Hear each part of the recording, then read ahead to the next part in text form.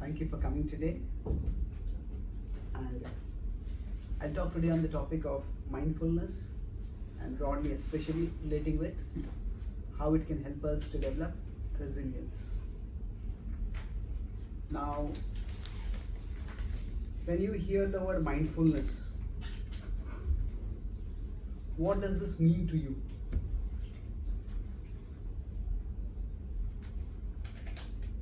Be mindful or mindfulness, or even the idea of a mind, what does it mean to you? Being aware and present. Mindfulness means being aware. Pay attention to. Being aware is being attentive, paying attention, Being conscious of. being conscious of. Okay, being aware, being conscious. They're somewhat similar, but yes. Anything else?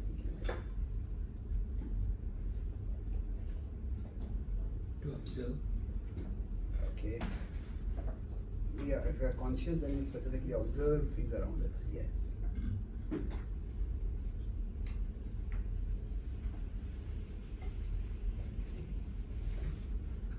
Being thoughtful. It's being thoughtful. Yes. The mindful itself can be associated with being thoughtful. That after we have become aware of things, then we have to process things. That is, without that, just being aware may not be very productive. Okay. Anything else? Okay. So let's take it another way. If we are not mindful, then what happens? We make wrong decisions. Okay, so if it is not there, then we may act on our impulses and we make wrong decisions. We act thoughtlessly or hastily. Yes. Anything else? Careless. We become careless. Okay. The thoughtful is the opposite of careless. Okay. Thank you. So I'll talk about what you said is very much true. Mindfulness has many different features to it. So I'll talk about mindfulness based on a model of the mind that is given in the yoga text, the Bhagavad Gita, and then we will see how that can also help us to become more mindful. In my exploration, I started recognizing the need for understanding the mind when I was in college. And so I was studying engineering about 35 years ago, and at that time I was doing an experiment, and suddenly I heard a voice, "Hey, there's wildlife on your body." And even before I understood what's happening, I thought, my first words were, "Don't hurt it." And then I looked at my friend, and my friend pointed that there was some kind of small insect crawling on my shirt. So then I walked to a nearby window, put my finger where there was the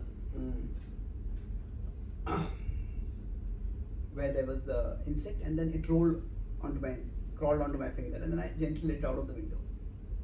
So then I looked at my friend. I remembered him looking at me with broad, big, bemused eyes. Somehow the image of those eyes stuck with me. And that evening, when we were having our food in a mess, we were making a mess also. So at that time, he told me something. A few weeks ago, we had been doing a project together, and there had been a huge blunder in that project. And he told me that actually he had made the blunder, but he had led me to believe that I had made the blunder, and he had let me take the fall. So when I heard that, I became so angry. I just rose up and raised my fists, about to smash. I said, "I'll kill you!" And then, as I my face like that, suddenly his eyes went wide. And somehow, when his eyes went big and wide, that reminded me of the afternoon. It was almost as if I froze and I had like an out of body experience. Not literally, but conceptually, I felt as if I was here and I was also looking at myself from above. And I was looking at myself from above and I was contrasting my behavior now from the behavior a few hours ago. I started thinking, which is the real me? Is the real me the person who doesn't even want to hurt an ant? Or is the real me the one who wants to smash my friend's face? Or is the real me something else apart from these two? So that's when I started thinking about what goes on in the inner world. Now, we are always thinking, but we very rarely start thinking about our thinking. So I started thinking and exploring and I started reading books. I was always an avid reader. I started reading books on psychology and philosophy. And then eventually I came across the Bhagavad Gita. And that's where I came across understanding of the inner world. And that understanding of the inner world was very transformative for me. And that's what I'm trying to still gain a clearer understanding of that and try to share that understanding. Because I feel it can be a very empowering set of insights and practices that can help us ensure better deal with our inner demons, better function in our lives. So I will talk about this journey toward mindfulness and resilience thereby using 3 steps. There is an acronym called ACT. So the first is awareness. So most of you mentioned several of you mentioned awareness earlier. But I am going to talk about awareness in a somewhat different or deeper sense. It's not just awareness of what is happening around us, but also awareness of what is happening inside us. And that awareness comes by understanding the structure of our inner world. Say if we are staying in a house, you just moved into a house. If you hear some noise somewhere, now it's dark, say the power has gone off. If you don't know the structure of the house or don't remember the structure of the house, where is the door, where is the sofa, where is the closet, then you'll be stumbling and maybe even falling, bumping against things. So in one sense, in awareness, it's like a progression. First, we need to understand the structure and then we can understand the dynamics. So I'll try to explain the model of the mind and how the model of the self within the role of the mind and how that can help us cultivate awareness. So basically, the yoga texts explain that our present existence is 3 levels. There is our physical side, that is the body. There's a mental side, that is the mind, and then there is the spiritual side, that is the soul. And these 3 together comprise the self. So our present existence is 3 levels. And these 3 could be compared to a computer system in which the body is the hardware, the mind is the software, and the soul is the user. Now, the perceptions that come from outside, so they come through the body to the mind. And the mind is like in one sense, an inner screen. The software integrates the inputs. So we have different senses. We have 5 knowledge acquiring senses. Does anyone know which are the senses by which we acquire knowledge? The eyes, ears, then nose, gets smelled by that. tongue, Skin. yeah, tongue and then skin. Through the skin we get touch. So now all these five, they come in and the inputs come from there onto the mind. And they are integrated in the mind. However, the integration is not necessarily seamless. We could say associate with each of these, there is a window open. And these windows are sometimes maximized or sometimes minimized. So for example, right now you are hearing, and say if suddenly there's a crash here, then what will happen is, although you are hearing my sound, through the sound pathway itself, two different sounds are coming, and that particular stimulus will become maximized. So like in our devices, we may have many windows open, many apps open, but some are maximized, some are prominent, some are minimized, they are in the background. So for us, there is a constant inflow of information, and that is appearing on the various windows. And while each window is distinct, it is also that some windows are more prominent, some windows are less prominent. And this keeps changing constantly. So now, how does this change? So if we consider this to be the inner screen, then the soul is the observer. The soul is the seer. And say, imagine a high security building where there is a central security office. And in that security office, there's a big monitor. And in that monitor, the inputs from the CCTV cameras at all the doors, at all the entrances and exits of the office of the building are there. And there's the security in charge who is looking at all those windows on the monitor, and wherever something suspicious comes up, then zooms in, and then that becomes big. So basically, on the mind, what should be maximized and what should be minimized, it should be determined by the seer, by the observer.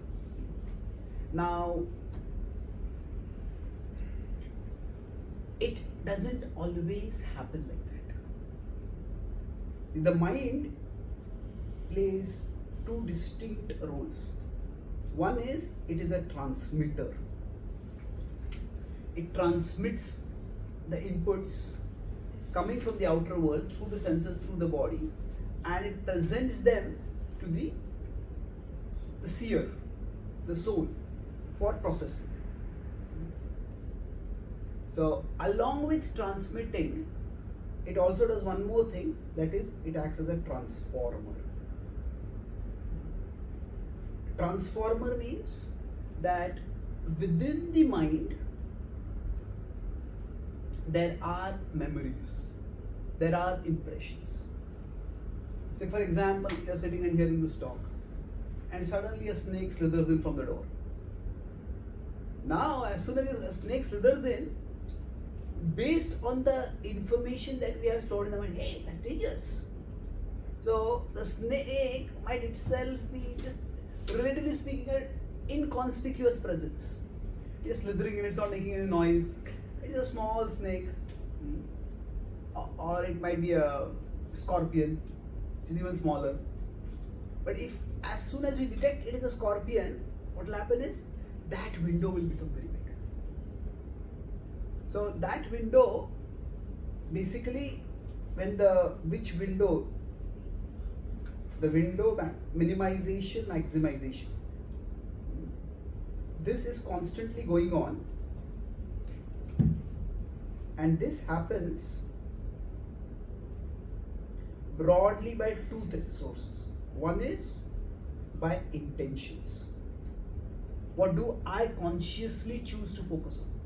See, if I move my hand backwards and say there is something hot over here, and my hand touches it, or there's some electric current going through and I get a shock. Now, I don't have to consciously process that, hey, there's something. As if I touch it, immediately my hand will move. So, that is based on the impressions that are there. So, among the impressions are my memories, what I have learned in the past. So, based on our conscious intentions, so the intentions are more conscious. I think about it and then I decide to do something. But the impressions are more automatic. They are reflex actions. So they are something which happens below our consciousness or without our consciousness sometimes. It does come to our awareness eventually, but it doesn't necessarily come automatically. So the mind is both a transmitter and a transformer. Now, while this is happening, during this process, we are meant to be the observers of our mind. So let's do a simple thought exercise to try to get a sense of this inner dynamic. So you can sit as comfortably as possible, relax, and then close your eyes, and then I'll do a guided meditation. So you can take 3 deep breaths. Try to just focus on your breath as you are inhaling and exhaling.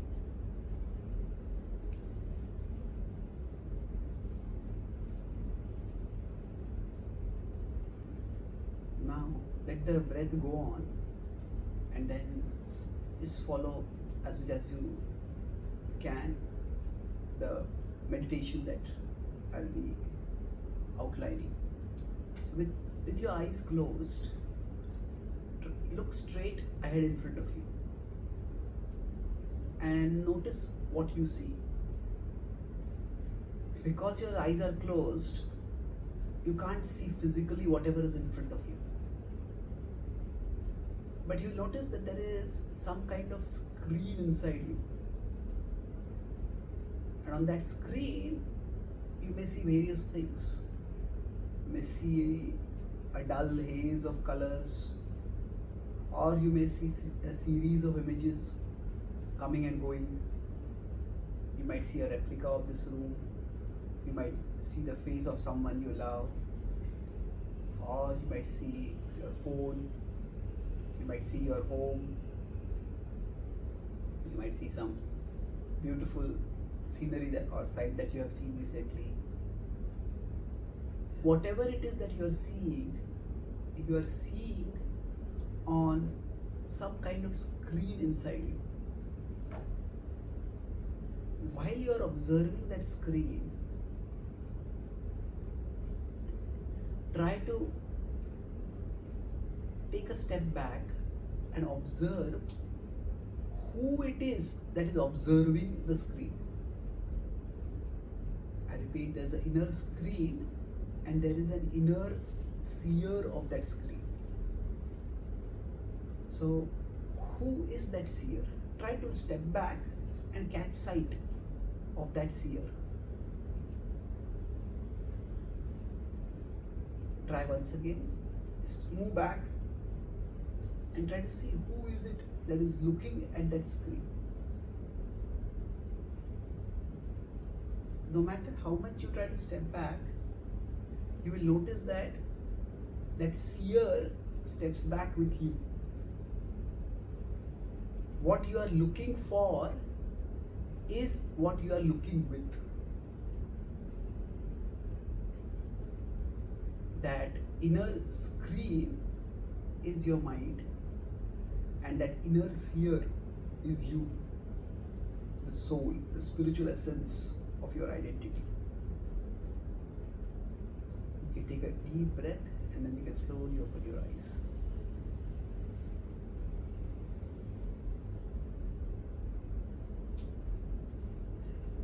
Thank you. So,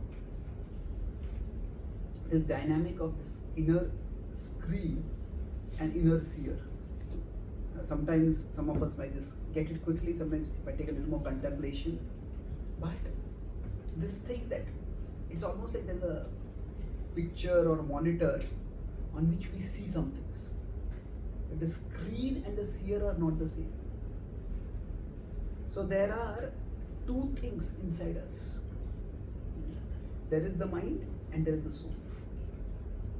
And now we are meant to observe what is appearing on that screen and then decide what is it that I should focus on. What is it that should be maximized? But many times things get minimized and maximized automatically. If you are hearing a talk like this, if there's a long talk, then our mind goes for a walk. So what that means is that the talk sound is coming, the talk sight is, things are coming in, but those windows get minimized. When we think of our home, when we think of our assignment, we think of some meeting that we have, we think of the TV that we want to watch after going back, whatever it is. The mind goes for a walk. And then if there is some humor or something striking, the mind comes running back, hey, what was the joke? I want to know the joke. So we return and ask our neighbor what happened. So basically, the mind, when it maximizes or minimizes, I'm just adding one more complication over here, that the windows over there don't just come from the sense perceptions. The windows can come from the impressions entirely. The impressions can sometimes maximize a particular window that has started because of some sense perception. But sometimes the windows can come entirely from the mind's impressions only. Say for example, if you are hearing my voice and my voice reminds you of someone's voice, and then you start thinking of that person. So then a particular window gets maximized, that is the memory of your interactions with that person. So sometimes the impressions, sometimes the external perceptions trigger, but sometimes it just comes from within. So the windows themselves can come from the perceptions that are external and the impressions that are internal. Now most of the time these two combine, they're not that discrete always, but the awareness that we're talking about is many times our mind opens a window that is not connected with the physical reality. So if I consider this particular situation where there's the mind and there's the soul, now there is some input that has come from the body, and say one window is opened over here, but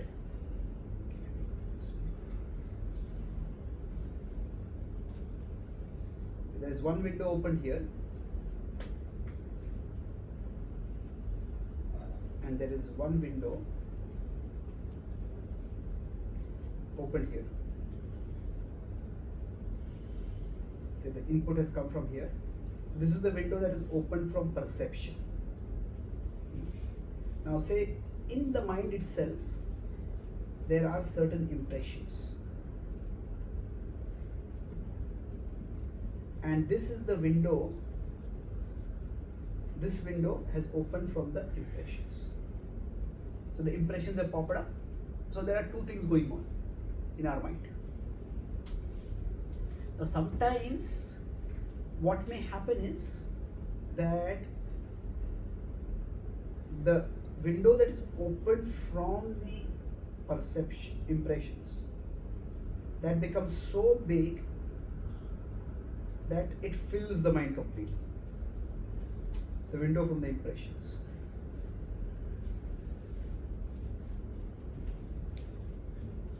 And then whatever is coming from the physical reality, it just gets blocked out.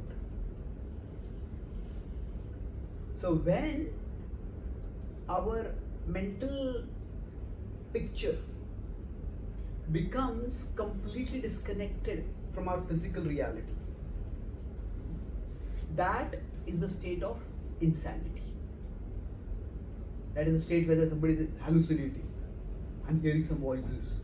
I'm seeing something. There's nothing there. Now, this complete disconnect between the mind and the body is rare. Another way to put this is, let's put it this way, that so here the mind is there and here the body is there. So the consciousness is going here, and this is only a small level of consciousness here. So this is where we start getting into hallucinations. If not hallucinations, then the distraction. So the mind consumes, the mind is consumed by a window that is open for the impressions.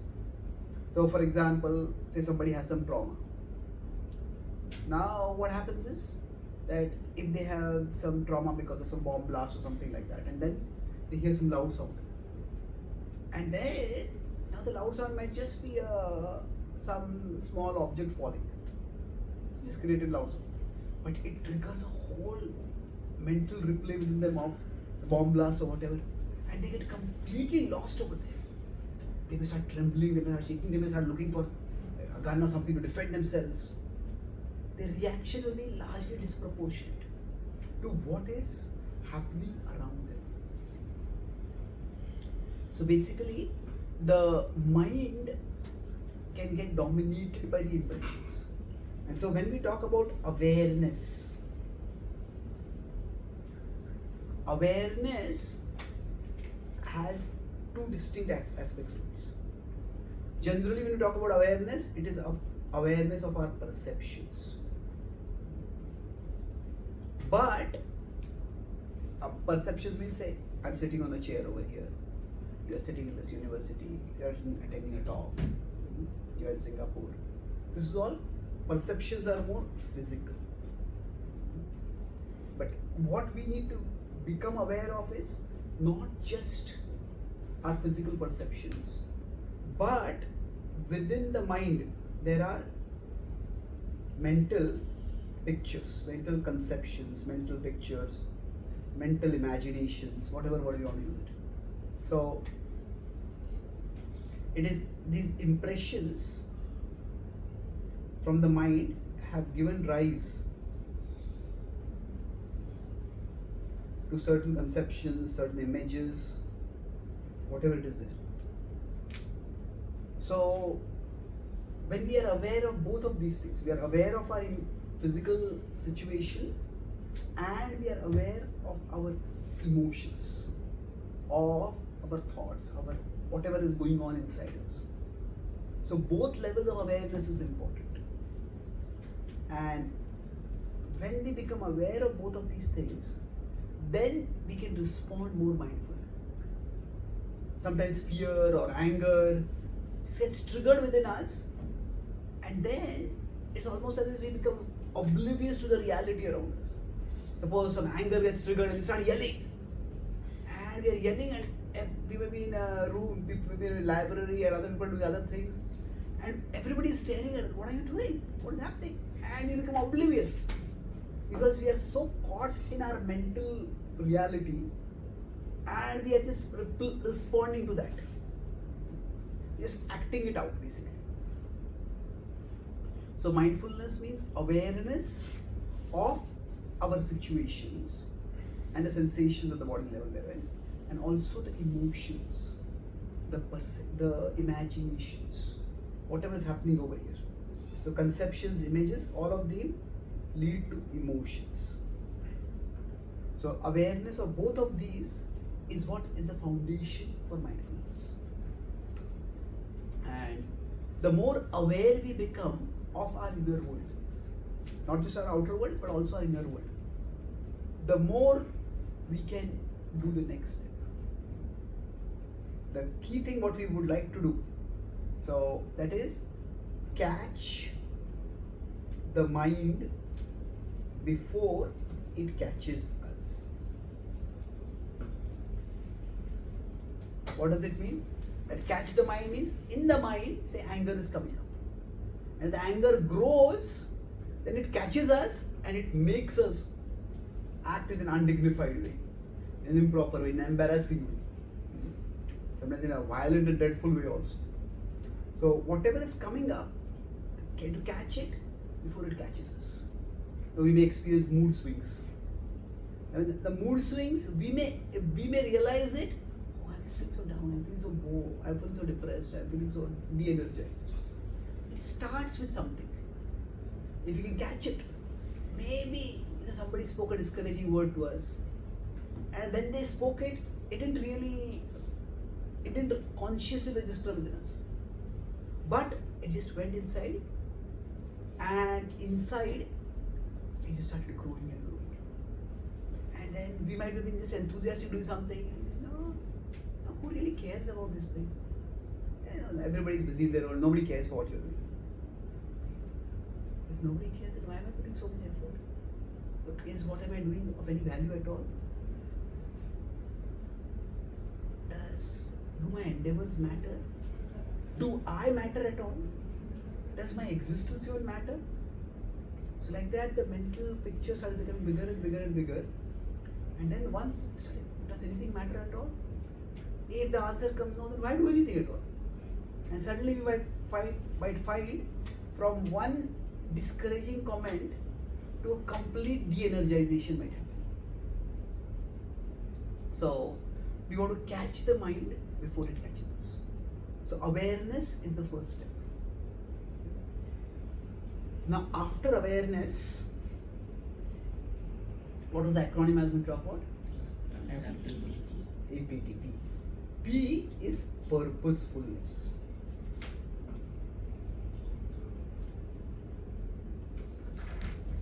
Sometimes if we try to become aware of things, there's so much going on everywhere. There's so much going on in the outer world. There's so much going on in the inner world. If we try to become aware of everything, we will actually become crazy. That will consume all our energy.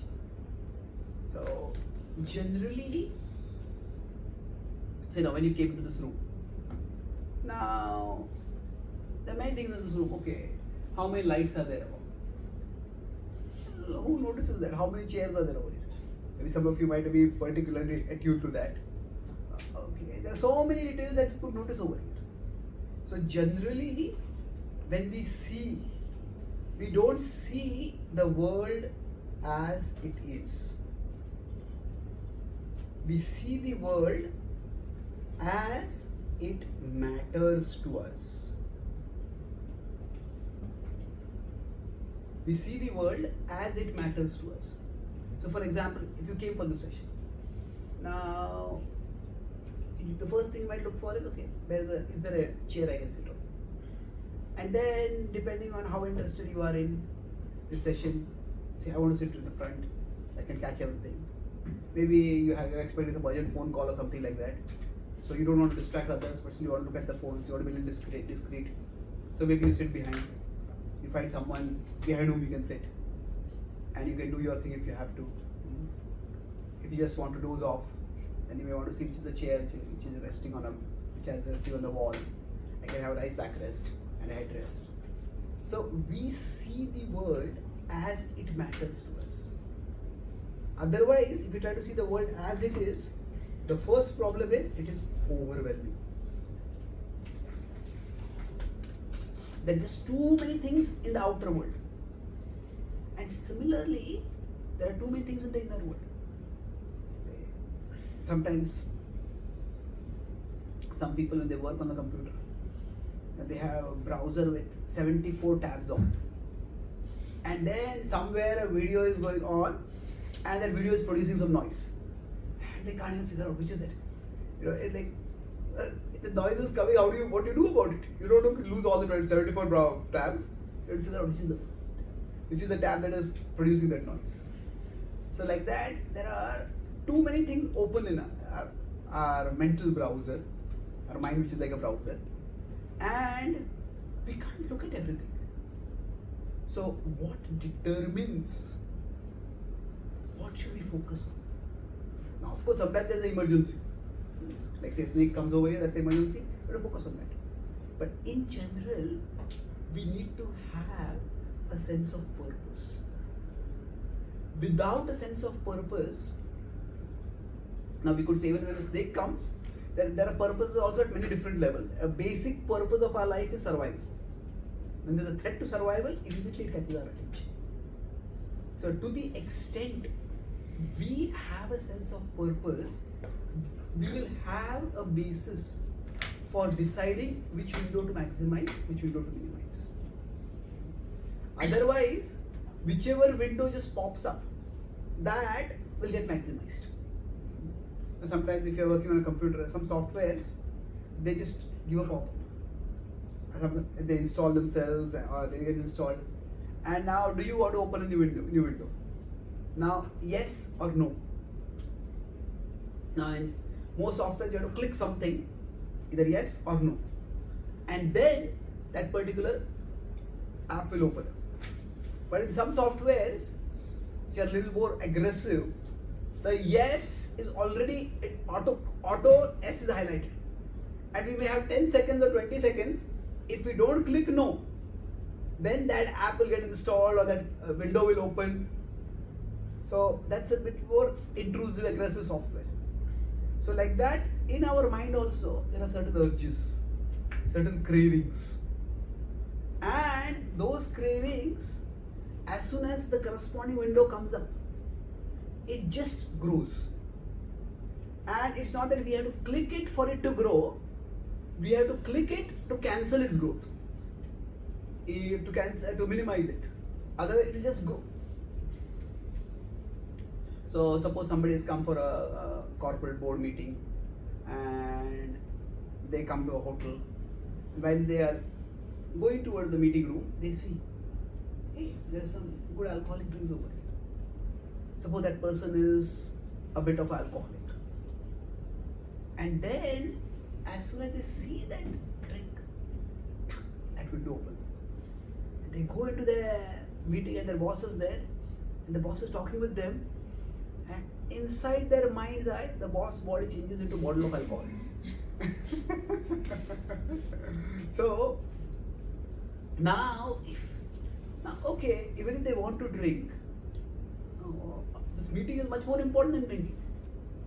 But what happens is, if they are not consciously focused on that purpose, they're not reminded this is the purpose I am here for, then some other window opens up and that takes over their consciousness. So purposefulness is vital for us to be able to process. So being mindful is not just a passive awareness. Sometimes a passive awareness in the sense of just to calm ourselves, to still ourselves. Okay, just notice your breath. Just notice the physical scenario around you. Just observe. So sometimes as a break, it could be helpful to just focus on some sensations. But the purposefulness is what helps us to know which windows to minimize and which windows to maximize. If we don't have anything to focus on, then we will focus on anything. It's not that we'll just get distracted. We'll get distracted, but it will be done subconsciously for us. If we don't consciously say, this is what I'm going to focus on, then whatever stray thought comes in, that will grow and we'll focus on that. So having a sense of purpose, it could be whatever. Now purpose doesn't mean necessarily it has to have an ultimate purpose for life. But even in this particular situation, what is my purpose? Okay, I come for this meeting and I want to resolve this issue. I'm driving this car, I have to get to the destination. So we could have purposes at different levels. We could have an immediate purpose based on the situation. We could have medium-term purpose for the next 1 week, next 1 month, next 6 months. We could have a bigger purpose for our life. But in this purpose, having a purpose, cultivating a sense of purposefulness, that is what helps us to, what does purposefulness do? Purposefulness takes us from complexity to clarity. There is going to be complexity because there are so many stimuli over there. Now, complexity doesn't necessarily resolve into simplicity. Because still there will be a lot of complexity. But what am I doing here, right? At least that much clarity is there. So, now we all have purposes that are important for us. But the world is also thrusting purpose on us. Come on, eat this, watch this, touch this, buy this, enjoy this. So much advertisement coming up. And so there are, when we talk about our purposes, there are intrinsic to us. Now the intrinsic means they come from our core values. What is it that I want to do? Now, if we die, how many of us would want to have epitaph written? The person who watches TV every day 6 hours. Or spend 6 hours on social media every day. Well, if you have some specific assignment or responsibility or whatever, that's different. But otherwise, nobody would want to do like that. But we may unwittingly be spending a lot of time on that. So how does that happen? Some purposes, they are extrinsic. Extrinsic means they are foisted on us. They are pushed onto us. Now when I use the word extrinsic, extrinsic also can come from the world, through the movies we watch, through the advertisements we see, through the gossip that we hear. But from the perspective of the soul, even the mind is external. Some things come up from the mind's automatic impressions are there. So we need what really matters for you. That repeat, that first articulation and then repeated reminders of that are important. So we want to focus on extrinsic purposes and we want to neglect intrinsic purposes. Is that right? No, we want to focus on the intrinsic purposes and we want to avoid the extrinsic purposes. So that is purposefulness. Especially now, reading wisdom texts like the Bhagavad Gita, these can help us remember the higher values of our life. They can reinforce a sense of higher purpose for our life. And thereby, this purposefulness can be fostered. Now the last is, what are the last acronym? T. T is what you mentioned, thoughtfulness.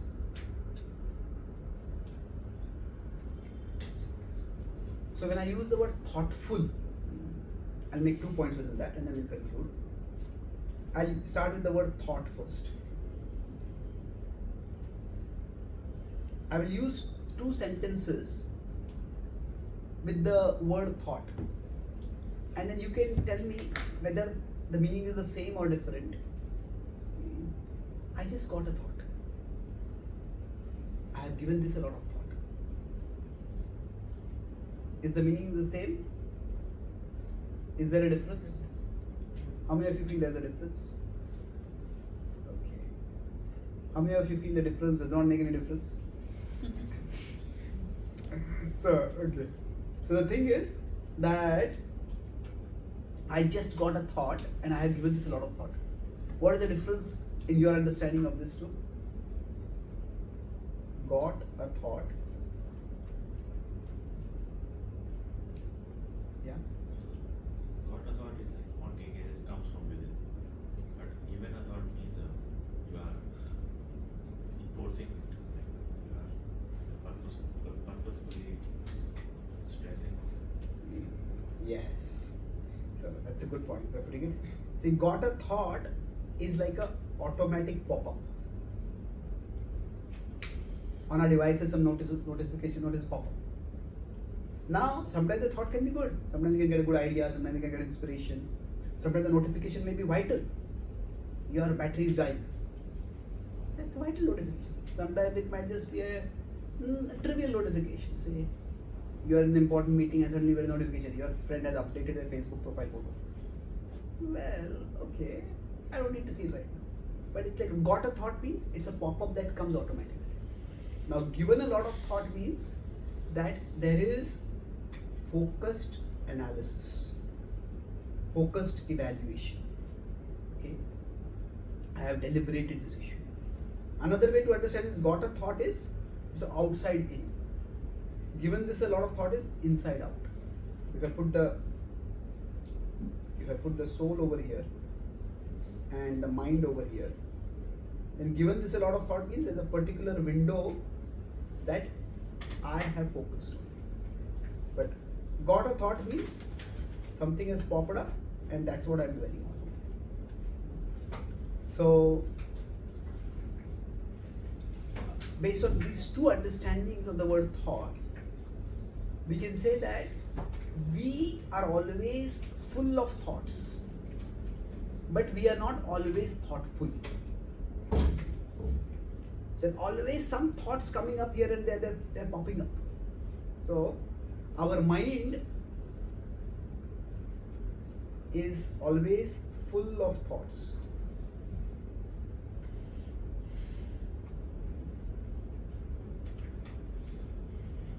But it is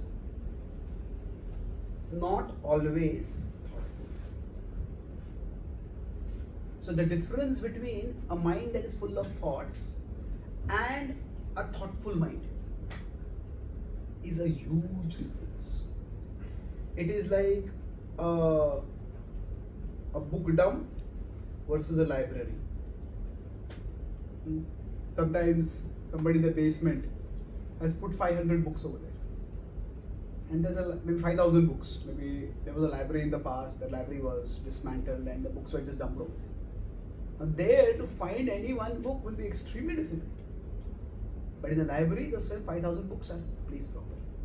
We can find whichever one we want. So we will always be full of thoughts. So this is a build up on the previous point.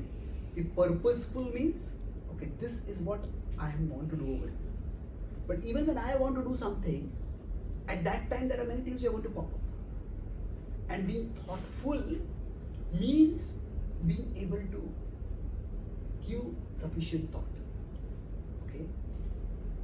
Which, if I want to do XYZ, then how much time do I need to give to this? How much time do I need to give to this? And maybe I can postpone this right now. Maybe I have to do this right now. So evaluation, analysis, evaluation, that is what is the function of being thoughtful. And if we are not thoughtful, then what is the opposite of being thoughtful? Impulsive. Impulsive. But literally, in terms of the word itself, what will be the opposite word? Careless. Okay, careless. But if you want to use the word thought? Thoughtless. Thoughtless. Yeah. So the thoughtless does not mean there are no thoughts. That it is like we have given less thought to our thoughts. When we are thoughtless, what happened is I have given less thought to my thoughts. So what some thought came up as a pop-up and I just acted on it. So when we are thoughtless, as you said, we become impulsive. Some pop-up comes in and we just get carried away by that. We get distracted, we get agitated. So essentially, when we are thoughtful, what will happen by being thoughtful is that in life there are big things and there are small things. So we need to keep the big things big and we need to keep the small things small. So being thoughtful enables us to do that. Now we may decide, for me the big thing right now is tomorrow I have an exam, I have to study for that exam. But say we are studying in a room and the friend has a medical crisis. Okay, I have to attend to this right now. So that's more important than that. Although that is important, this is right now more important. So basically, to be able to decide what is the big thing and what is the small thing. So then we can process See, people who are thoughtful can actually think on their feet. They can decide. They are flexible. They are resourceful. So, when we talk about resilience largely arises, everybody will be knocked down by life. We'll all face setbacks, we'll all face failures, we'll all face sometimes heartbreaks. But when those happen, if that is what consumes our mind completely, then that particular incident will just keep replaying inside us. But okay, this has happened now, this is a pop-up, it has happened. Let me see what I can learn from it. Let me learn from it and let me let go of it.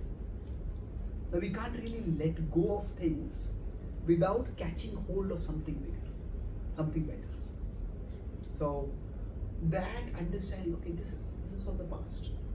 Let me let go. I can't do much about it. I can't change that, but I can change my future. So resilience is not possible if our thoughts are on an auto replay. If this person did like this and this person did like this and I did like this and such terrible things happened. So that mental loop keeps replaying. So being thoughtful helps us to break that mental replay. Now, this thoughtfulness, it comes by, when we try to be thoughtful, how does it come? I'll conclude with this point. It comes by intelligence. That means we need to be alert, be astute, not alert, astute. Okay. If we are intelligent, we remind ourselves repeatedly. This is the more important thing. This is less important. This is what is in my control. This is what is not in my control. This is something which this will pass. This will stay on. This is what I want to focus on. So intelligence, and the second thing is transcendence. Transcendence means that although we can try to use our intelligence to distance ourselves from our mind to observe, hey, this window needs to be minimized, this needs to be maximized. But sometimes the windows start popping up with such force that it's very difficult to disturb them off. Sometimes our mind gets locked onto something. Some people get addicted to something, some people get infatuated by something. Even they want to, they can't just get it out. So sometimes we become very resentful about someone, sometimes we become hateful about someone. So it's almost like we seem to be glued to that particular thought in our mind. Just can't get it. So at such times, transcendence refers to a higher spiritual reality that we try to hold on to. It's like say, the soul is here. I'm just going to put this in a different way now. The mind is here. So sometimes what happens is, in the mind there is some image that just catches the soul and seems to drag it down. It's almost like we are glued to it. So at such times we need to connect with a higher transcendental reality, with divinity. So when we bond with divinity, when we hold on to the divine, that upward grip helps us to not get pulled downwards. So the mantra chanting that we did in the beginning, the kirtan, this is a practice by which we can hold on to an upper reality, a reality bigger than ourselves, a divine reality that is unshaken.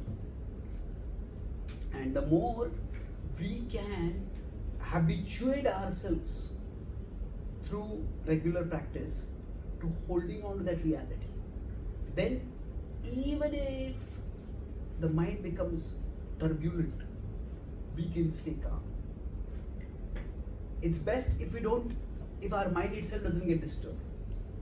But sometimes life is disturbing and it will disturb our mind. But if we are connected with that higher reality, even if our mind is disturbed, we won't get disturbed. And basically, sometimes a storm comes in the mind. And if I am caught in the storm, so if I'm in an ocean and there's a storm, because the stormy waves are coming, then normally say in an ocean the waves are gentle, just up and down. But sometimes the waves become big. Sometimes they just become huge. So now if we are in such a wave, then when that wave comes, no matter how strong we are, we just get tossed. We may want to go in a particular direction, but we just won't be able to. So at such times, we can't stop the wave. And sometimes the mind just becomes wild like that. So at that time, what we need is something like an anchor to hold on to. When we can learn to hold on to the anchor, that will steady us. So our spiritual practices, so this anchor which will not be shaken by the storms of life, that is the ultimate divinity. So we chant the mantra Hare Krishna, we are calling out to that divinity, Krishna, Ram, Hare, Hare. We are trying to hold on to that. So the best way to effect mindfulness is to get the resources to become more mindful, is by having a regular anchoring of our consciousness in that divine anchor. Then these 3 steps, I talk about these 3 as linear, A, B, T, but they can also become cyclic. So when we are grounded in transcendence, and we are sheltered in transcendence, and we are not so shaken, we are not so disturbed, then we can be aware of things around us much more. Otherwise, if we are very agitated, then we get so caught in whatever is agitating us that our awareness gets obfuscated, it gets minimized. So these 3 can also be cyclic. And that is how from wherever we are, we all can move towards a deeper state of mindfulness and a more purposeful life thereof, wherein the life storms will come. They may cause storms in our mind, but we will be more resilient. We will be able to stay steady among those storms and then push onward after the storm abates. So I'll summarize what we discussed. We broadly talked about the topic of mindfulness, how to cultivate that. And I used an acronym, 3-part. What was it? APT. A was? Awareness. So in awareness, I talked about you want to be aware not just of our physical situations, talked about the metaphor of the body, mind and soul. So we want to be aware of our situations that are physical, that the situations, they may cause sensations in our body. You want to be aware of the physical level, we also want to be aware of the mental level, the emotions that come up within us. So I spent a lot of time in talking about awareness, how there are multiple windows open within the mind. And sometimes one gets popped up, another one, sometimes some windows pop up and sometimes some get maximized. So the windows themselves within the mind, they can come from 2 sources. They can come from the external perceptions, and they can also come from the internal impressions that are there within us. The origin of the windows itself. And then the dynamism, the shifting of the windows, maximizing, resizing of the windows, that can happen from 2 things. Sometimes it can happen automatically, again through the impressions, or it can happen consciously through our intentions. So becoming aware of what window is popping up and which window is maximizing, which window needs to be maximized, that all begins with awareness. What is the next one? Purposefulness. Now, the problem with awareness can be very helpful, but the problem is awareness can be overwhelming because there is so many stimuli. So we see the world not as it is. But how do we see it? Yes, as it matters to us. And who decides what matters to us? It is something either we have to decide it or it will be decided for us. So cultivating a sense of purpose, that will help us to. So what purpose does is, purpose takes us from complexity to clarity. Among the many things that we are seeing, what is it that I need to focus on? Complexity to clarity comes in. And so purpose is what we bring into the situation. We discussed the thought exercise of how there's an inner screen and there's an inner seer. So the inner seer is aware. This is what I want to do. So what happens is, if we don't have anything to focus on, what will happen is, we will focus on anything. Whatever just pops up, we'll start focusing on that. So sometimes within the mind, windows will pop up and they will just consume the mind completely. And that's how people can get distracted, people can even go insane to some extent. The mind, mental perception becomes completely disconnected from physical reality. The last was? Thoughtfulness. Yes. So now purposefulness is about, okay, this is what I want to do. But then we also have to respond to reality. Sometimes people who are very purposeful may not be very dynamic. They will be very rigid. This is what I want to do, and this is what I'm going to stick with. So purposefulness can bring a certain level of, it can make us firm. But thoughtfulness can also make us flexible. Because we want to respond to how things are happening. So I talk about thought itself can have two different meanings. I just got a thought. It is something which pops up. It comes in. And thought can also refer to, I have given this a lot of thought. It is analysis, deliberation, evaluation, what we do. So when we are thoughtful, essentially,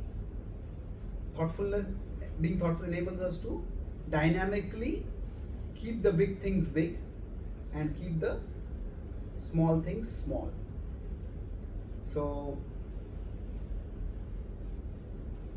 the way we can cultivate thoughtfulness is by having our intelligence alert, trained, and also connecting with transcendence. So transcendence means we connect with a divine reality, and that divine reality becomes like an anchor for us. And amid the storms of life, we cannot stop the storms, we cannot prevent them from sometimes even causing storms in our mind.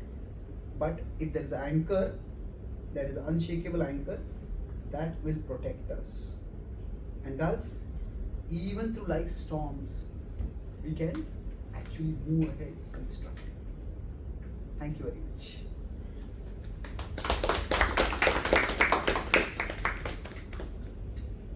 Are there any questions or comments?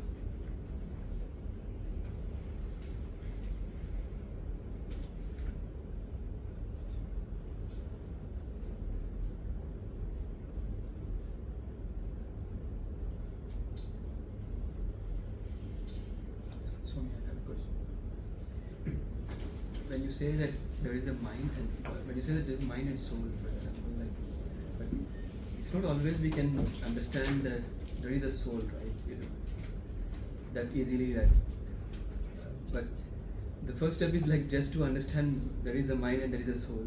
But how we can know that? Like we cannot really understand there is a soul. See, spirituality is in some way like a science. In science, we always start with a theory. Now the theory is based on some observations. We are trying to discern some patterns in observation. But a theory is a postulation. It's not proven. So similarly, in spirituality, there is philosophy. Just like in science, there are two aspects. There is the theory and there are the experiments. So similarly, in spirituality, there are two aspects. There is the philosophy, which gives us theories about the nature of reality. So what we talked about today was philosophy. Now after that, there is practice. The practice is meant to give us experiences. So whereas modern material science is experimental, spiritual science is more experiential. It is our own consciousness that is the laboratory where we are going to get experiences. So through practices like mantra chanting, practices like prayer, practices like deep breathing, through various practices like this, we can start getting a better insight into our inner world. So yes, initially we started the philosophical conceptualization, and eventually we get experiential realization.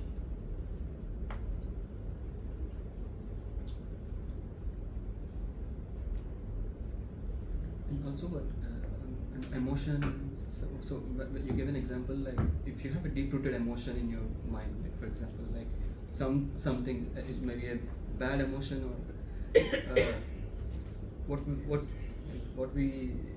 what you said is like you can compare that with something bigger, positive side of that, and you can get some. So for example, like if you have a better other thought, again that's another thought, so that this thing which is a deep-rooted emotion will not affect you, so that you can. But my question is like, can we completely get rid of that deep-rooted emotion?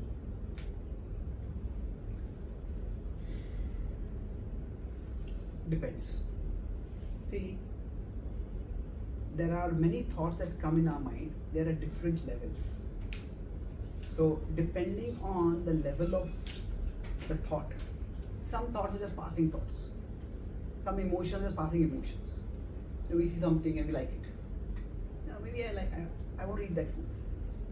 But then we just go on and then forget about it. But sometimes some emotions, let's take food as an example. We like some food. Then even if that means traveling 50 miles to get that particular food is available in a particular place, we may go over there. So there are some emotions which are just passing, and neglecting them makes them go away. But not for all of them it's like that. So we do need to address them. We do need to process them. Sometimes we just feel circumstantially angry. This person spoke like this. We let it go. But suppose we have deep-rooted anger towards someone. Maybe that person has been behaving hurtfully for years with us. Then neglecting is not going to deal with that. There's resentment over there. So then we have to address it. But even addressing it first requires a little bit of distancing ourselves. Okay, I need to distance myself so that I can observe it. So basically, with emotions, there's one aspect is just neglecting. But neglecting is for superficial or casual or short-lived emotions. But that may not work for what are more deep-rooted emotions. So when the emotions are more deep-rooted, we often go towards two extremes. One is that we just go about expressing. You could say venting it, expressing in an unregulated way. And now if I am very angry, just express the anger. If I express it to you, you will burn. But I can go to the other extreme and repress it. If you keep repressing it, then we will burn. And eventually when the burning becomes unbearable, we will express it, and we'll go from one end of the pendulum to the other end of the pendulum. So instead, what we need to be doing is processing it. That's the middle of the pendulum. Processing means we to find out appropriate way to deal with it. Maybe we write down a journal, or we speak it to a third person, and we get all that anger that is there out of it, out of us, inside us. Just getting it out. Maybe we dictate in a message, but don't send a message. I'm most of my services as a traveling speaker, so most of my dealings with people with my work is by phone or by digital means. Or sometimes if somebody does something that upsets me, then I may feel irritated. I might immediately type a angry message, email, or dictate an angry message. So I try to follow a policy that no matter how angry I am, I won't send it for 24 hours. If I don't type it, I just feel so irritated and I can't do anything else. So get it out, but don't send it. And then after 24 hours, when I look back at it, I rehear it, reread it, and then become a little calmer, get into perspective. Many times it happens in those 24 hours, that person only send some message clarifying, oh, this was like this, was like this. Sometimes I don't even have to send the message. But even if I have to at that time, okay, here the tone is very harsh. Here I am making unfounded influence over you. Here, this is a valid point. So then I am able to process a little bit. And then when I send the message, many times I find that the issue gets resolved quite amicably. So processing is required. But processing is possible when we have sufficient mindfulness to know this is a pop-up that is coming. Okay, I cannot keep it minimized forever, but I don't want it to pop up whenever it wants to. Okay, let's minimize it for now, and we'll get it to pop up. We'll give it time, and then we'll deal with it. So deep-rooted emotions need to be addressed appropriately. So when they're deep-rooted, then we need processing for them, not neglecting. Well, since you told say, thoughts of negative window to close, like if you are getting lots of thoughts and the positive thought to be focused on, that's what you told. So like what if all the thoughts are positive, like what should you do? And one more thing, is that only applicable to the social life, or is it applicable to, like, are you talking in terms of generalized way, like what you said?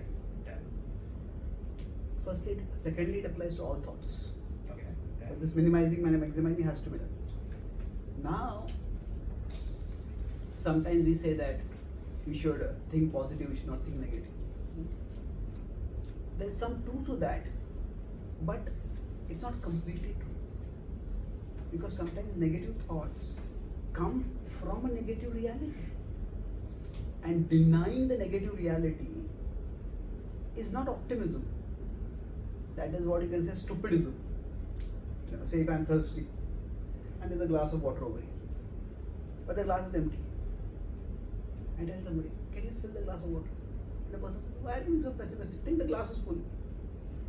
Well, thinking that a empty glass is full is not optimism, isn't it? So now, sometimes when we perceive a reality that is negative thoughts will come. And like sometimes we have a lot of negative attitude towards negative thinking. But actually negative thinking is also a gift. Not everybody can think negative. Say for example, somebody has to build a skyscraper. Now the person has to be a positive thinker to say, yeah, there's just a barren landmass over here, we'll build a skyscraper. But there has to be someone complimenting that builder who is a negative thinker. That what if there is a fire over here? What are the places in which we can have fire hazard? What are the ways in which we can have escape ways? If somebody will fly a plane, positive thinker. But what if the plane crashes? What if this happens? What if that happens? So somebody has to be able to envision the negative possibilities. And not everybody can do that. What I mean by this is that the capacity to systematically visualize dangers is also a gift. One of my main services is writing. In writing, there are two basic faculties involved. There's a creative faculty, there's a critical faculty. Creative faculty is, hey, this is a great idea. I will try this out. But the critical faculty is what evaluates, hey, this doesn't make sense. This needs a bit more development. This is not, it's maybe a good idea, but not very well written. So generally, the editor does that. The author and the editor. but every author also has to enter inside them. So, in one sense, the editor's job is to think negative. This idea doesn't flow into this idea. This paragraph doesn't really make much sense. So, not everybody is a good editor. So, negative thinking is also a gift. And somebody is always thinking positive. The English word for that is being Pollyannish. Pollyannish is naively or unrealistically positive. And that can be dangerous actually. If I just treat everybody very positive, well, in the sense of being warm and polite, that is nice. But if my positive thinking means that I don't consider that people can be manipulative, that people may have self-serving motives and they want to exploit me. Now, I don't want to jump to that conclusion about everyone all the time. But if I don't consider that at all, then I'll be exploited. I'll be cheated. So that's why what I focus on is not the second part of mindfulness was not positive thinking. It was purposeful thinking. Now, when the thinking is purposeful, then we can be aware of negative realities also. But we won't let those negative realities overwhelm us. Okay, I'm planning this and this particular obstacle has come. Let's see how we can deal with it. I didn't mean in the context of negative or positive thoughts. I meant like when you said of multiple thoughts at once, like you told like multiple tabs at once, and you only open the tab that's actually important to you. That's what you said. Correct. So I mean in terms of that, which means you told indirectly kind of focusing. Correct, yes. Which means you don't focus on the things that actually important to you, not the things that are not important to you. So what I meant is, not just like you're getting your thoughts of, like all those thoughts, all those tabs are important. So what do you do at the time? Like which means like an idea can change, like a thought is an idea which can change many things. Okay. That's what I'm question. Okay. So life just means making decisions. Sometimes we may decide that this is what I'm going to focus on right now. There are 5 important things, but this is what I want to do. We may just go with our gut feeling, and then afterwards we evaluate. Sometimes the thought that pops up within us, that may be a good one. Sometimes it may not be a good one. So some people are very good at reading other people. Some people are not really very good at reading other people. Sometimes some people are very good at particular areas. Maybe if you have to come up with a title of something. Some people are just very creative. Some people are very good at words. So by looking back at our own experiences, we can notice in which areas the thoughts that pop up inside us are constructive, are giving us something of value. So we all have some natural talents. Now, one meaning of the word talent is that it's an innate ability. That means when we want to do something, we are almost automatically able to do the right thing. Somebody has musical ability, they pick up a musical instrument and they just know which notes to play at that. So by looking back at our life, we can see in which areas, when we take decisions in the moment, we generally turn out to be right. And in some areas, you'll find that they don't turn out to be right. In those areas, we may decide that no matter how important it is, I'll have to pause. I'll have to create a pause. I won't take a decision. So sometimes it's just not possible.